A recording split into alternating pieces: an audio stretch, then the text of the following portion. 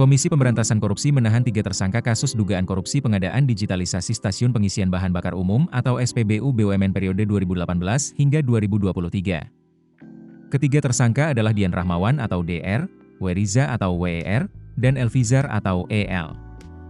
Mereka menjalani pemeriksaan di Gedung Merah Putih KPK pada Selasa, 4 Agustus 2026.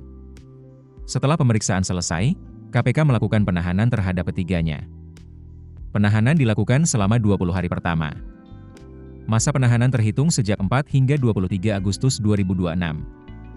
Dian Rahmawan ditahan di Rumah Tahanan Cabang Gedung C1 KPK.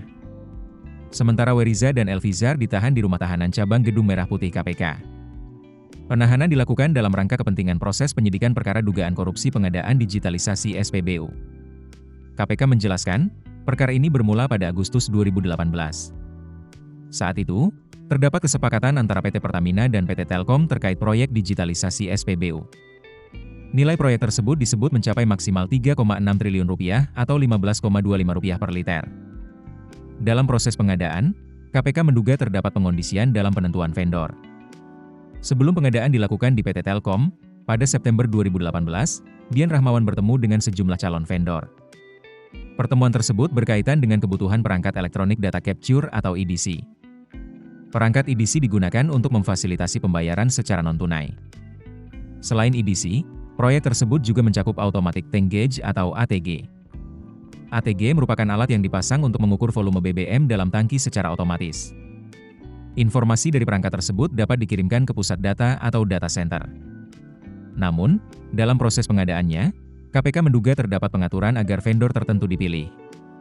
KPK menduga Elvizar, selaku pemilik PT PCS, melakukan pengondisian agar perusahaannya ditunjuk sebagai vendor pengadaan EDC. Pengondisian diduga dilakukan dengan melobi pihak direksi PT Telkom dan anak perusahaannya.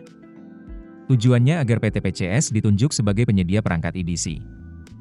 KPK juga menduga Elvizar memberikan sekitar Rp2 miliar kepada pihak PT ASK. Dana tersebut diduga diberikan agar PT ASK mengundurkan diri dari proses pemilihan vendor. Dengan demikian, PT PCS menjadi satu-satunya vendor penyedia EDC. Proses tersebut disebut dilakukan melalui arahan Weriza. Selain itu, Dian Rahmawan melalui Weriza diduga meminta anak perusahaan menunjuk vendor tertentu. Akibatnya, proses pengadaan diduga hanya menjadi formalitas. KPK masih mendalami dugaan pengaturan dan pengondisian dalam proses pengadaan tersebut. Dalam tahap pelaksanaan pengadaan EDC, KPK juga menemukan dugaan perubahan perangkat. Elvizar diduga mengganti perangkat EDC merek PEX A920 menjadi perangkat Z90. Menurut KPK, perangkat pengganti tersebut memiliki spesifikasi lebih rendah. Agar perubahan perangkat dapat disetujui, Elvizar diduga memberikan fasilitas perjalanan ke luar negeri kepada pihak PT Telkom dan PT Pins. Dugaan perubahan perangkat ini menjadi bagian dari rangkaian perkara yang sedang disidik KPK. Berdasarkan perhitungan BPK, kerugian negara dari pengadaan ATG mencapai Rp193,75 miliar.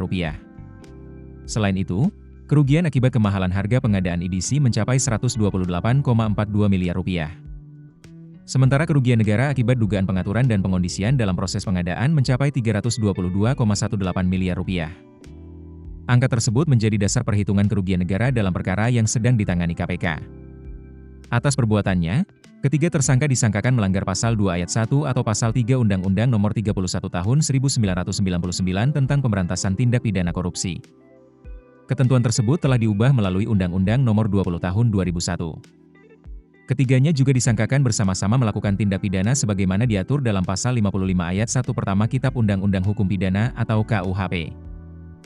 Download aplikasi Kontan sekarang di App Store atau Play Store.